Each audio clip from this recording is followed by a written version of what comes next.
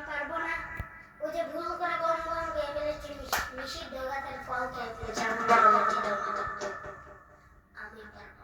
আজকে আল্লাহ এত রাগান্বিত হয়েছে, আগে কখনো আল্লাহ এত রাগান্বিত হয় নাই, ভবিষ্যতে আল্লাহ কখনো এত রাগান্বিত হবে না। আমি পারবো না, কাজ করে তোমরা নূহ আলাইহিস সালামের কাছে যাও। লোকেরা আবার পাগলের মতো দৌড়াতে দৌড়াতে আল্লাহ নবী নূহ আলাইহিস সালামের কাছে যেয়ে বলবে, নবী আল্লাহ নূহ, আনতা আল্লাহু রাসূলুল আরদ, আপনি জীবনের প্রথম রাসূল। আদম আলাইহিস সালাম নবী ছিলেন, রাসূল ছিলেন না। এই দুনিয়ার মুখে প্রথম রাসূল ছিলেন আল্লাহ নবী নূহ আলাইহিস সালাম। সবাই বলবে, ও নবী আল্লাহ নূহ, রাসূল আল্লাহ নূহ, আল্লাহ আপনাকে আবদান শাকুরা, শুকরগুজার বান্দা বলে কুরআনে বলেছে। কুরআনে নূহ আলাইহিস সালামের নাম হলো সূরা সানারা। আপনি আল্লাহর প্রিয় বান্দা, প্রিয় রাসূল। দেখেন আমাদের কি দশা, গামতে গামতে শেষ। জামিনটা তামাজ জামিন, সূর্যটা আমাদের কাছে, কি করবো আর পারি না, গামতে গামতে আর কত দাঁড়িয়ে থাকবো। আল্লাহরে যে বলেন বিচার যেন শুরু করেন, নূহ আলাইহিস সালাম বলবেন, আমিও পারবো না, আমি আমার ছেলের জন্য এক কথা বলে ভুল করে ফেলছি। যখন মাপ না করল, আমি বললাম, আল্লাহ আমার কলিজার টুকরা সন্তান রে বাঁচা।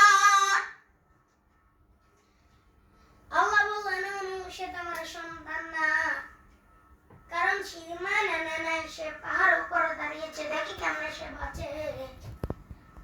ও যে আমি একটা না বুঝে আবদার করেছি, আল্লাহ আমার উপর রেগে গিয়েছিলেন। আজকে আল্লাহ ওই ব্যাপারে যদি আমার প্রশ্ন করে, আমার কোনো জবাব নেই, আমি পারবো না, মাফ করো। তোমরা সবাই মিলে আল্লাহর খলিল ইব্রাহিম আলাইহিস সালামের কাছে যাও।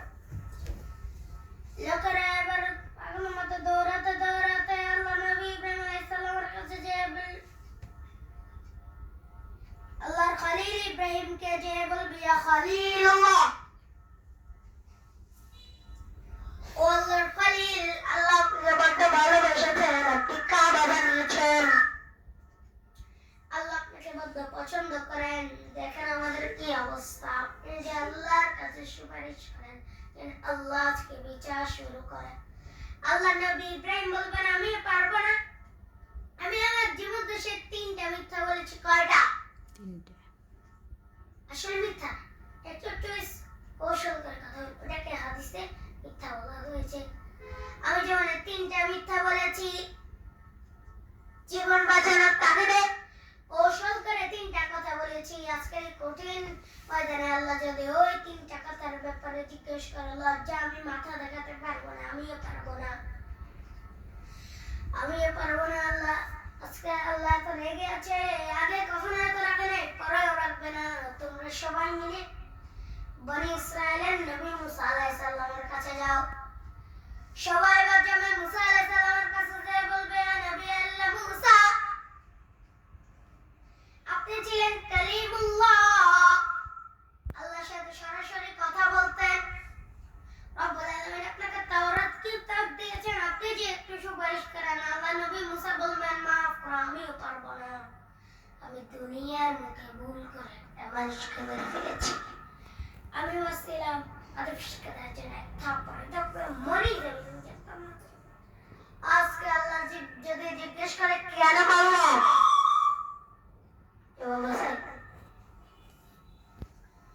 ওই লজ্জায় আমি অনুতপ্ত, আমি পারবো না, আমার এই কথা বলো না। আজকে আল্লাহ বলতে ওরা আছে, আমি পারবো না। তোমরা আল্লাহ নবী সাল্লাল্লাহু আলাইহি ওয়াসাল্লামের কাছে যাও। কিয়ামতের ময়দানে মানুষগুলো পাগল পাড়া হয়ে আল্লাহর নবী ঈসা আলাইহিস সালামের কাছে যাবে, যে বলবে, নবী ঈসা, আপনি রূহুল্লাহ, পাওয়া ছাড়া আল্লাহ আপনাকে বানিয়েছেন, ইনজিল কিতাব দিয়েছেন, মৃত মানুষকে আপনি জীবিত করতে পারতেন। আজকের কঠিন বিপদের দিনে আপনি আমাদের সাহায্য করেন। আল্লাহর কাছে যেয়ে বলেন যেন বিচার শুরু করে। ঈসা আলাইহিস সালাম বলবেন, আমিও পারবো না, ইন্নী উবিতু মিন দুনিল্লাহ, আমার উম্মত খ্রিস্টানেরা আল্লাহর বাদ দিয়ে আমি ঈসার ইবাদত করেছে। আমার মা মেরি আর আমাকে ডাক্তার জিসাস ক্রাইস্ট আমার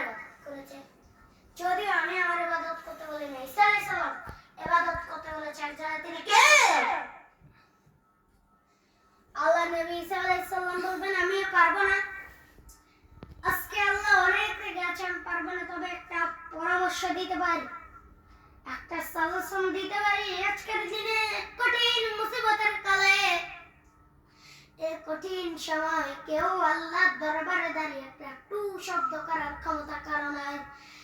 একমাত্র আখিরি জামানার পয়গম্বর বিশ্বনবী মুহাম্মদুর রাসূলুল্লাহ ছাড়া। মানুষগুলো এবার আগুনের মধ্যে পানি ঢেলে দেননি, আগুন নিভে যায়, দাও দাও করে দিয়ে দেয়, জ্বলন্ত আগুন তাদের ঠান্ডা হবে। কিয়ামতের ময়দানে বিভীষিকাময় সময়, মুসিবতের কারণে মানুষগুলো পাগল হয়ে বিশ্বনবীকে খুঁজতে আরম্ভ করবে। সবাই মিলে বিশ্বনবীর কাছে যেয়ে বলবে, রাহমাতুল লিল আলামিন, ইয়া খাতামান নবীন, রাহমাতুল লিল আলামিন, দেখেন আমাদের কি অবস্থা, কি কঠিন বিপদে আমরা আছি, দাঁড়াতে পারি না।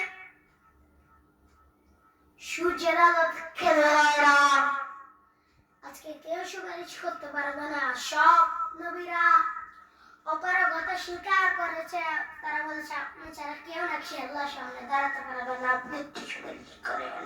বিশ্বনবী বললেন, আসো আসো, আজকের দিনে আমি ছাড়া আল্লাহর সামনে কেউ দাঁড়াতে পারবে না। বিশ্বনবী মাকামে মাহমুদে যে আল্লাহু আকবার বলে সিজদায় লুটিয়ে পড়বেন। আল্লাহ রাব্বুল আলামিন বিশ্বনবীকে এমন কিছু চমৎকার শব্দ শিক্ষা, মানে শব্দগুলো দিয়ে আল্লাহর প্রশংসা করে বিশ্বনবী কাঁদতে আরম্ভ করবেন। বিশ্বনবী এমন ভাবে অজগরে সিজদায় লুটিয়ে পড়ে কাঁদবেন, রব্বুল আলামিনের রহমতের দুনিয়া ধসে রেখে যাবে। রব্বুল আলামিন এই দৃশ্য থেকে সহ্য করতে পারবেন না।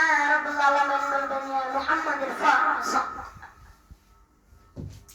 ও নবী আপনি মাথা তোলেন, মাথা তুলেন, আপনার কান্না আমি সহ্য করতে পারি না। নবী আপনি মাথা তুলেন, যাও তোমার আজকে আপনি যা চান তাই দেব। নবী আপনি সিজদা থেকে মাথা তুলেন, সাল তো আদা, যা চাবেন তাই দেব। ওয়াশফা তুশাফা, যার জন্য সুপারিশ করবেন তাই কবুল করবেন। বিশ্বনবী এবার মাথা তুলবেন। যে বিভীষিকাময় সময় প্রত্যেক নবী বলেছেন আমি পারবো না, প্রত্যেক নবী বলেছেন নাফসি নাফসি, আমার কি হবে আমি জানি না, আল্লাহ বলেছেন প্রত্যেকটি নবী বলবে নাফসি নাফসি, আল্লাহ তুমি আমার বাঁচাও আমার বাঁচাও। বিশ্বনবী মাথা তুলবেন, তুলে বলবেন রব্বি ফিল উম্মতি, আল্লাহ তুমি আমার গুনাহগার উম্মতকে বাঁচাও। এ দুনিয়ার বুকে রব্বুল আলামিন সব লোককে একটা করে দাও মুস্তাজাদা দিয়েছেন, মানে যে দোয়া করলেই কবুল হয়ে যায় সাথে সাথে।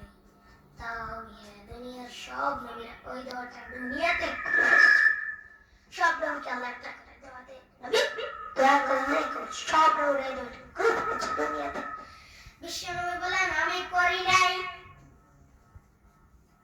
ওয়া ইন্নী আত্তাবিউতি শাফাআতান লি উম্মতি ইয়াউমাল কিয়ামাহ, আমার স্পেশাল দোয়াটা আমি দুনিয়ার মধ্যে কঠিন বিপদে পড়েও কোনোদিন করি নাই। আমি আমার স্পেশাল দোয়াটা কিয়ামতের দিন আমার উম্মতকে সুপারিশের জন্য রেখে দিচ্ছি।